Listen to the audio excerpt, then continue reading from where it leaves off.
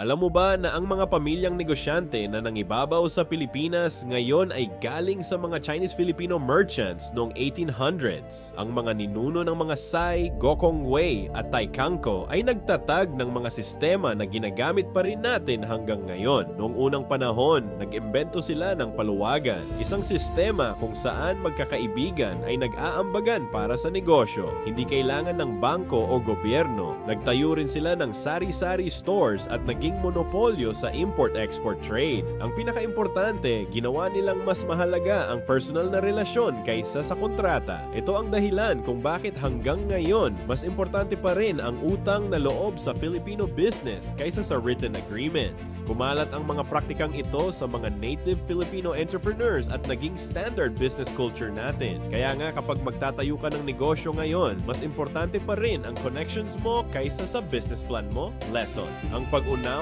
sa aming kasaysayan ay nagbibigay ng mas matalinong desisyon sa negosyo ngayon. Ano ang pinakamahalaga sa iyo? Personal na relasyon o written contract?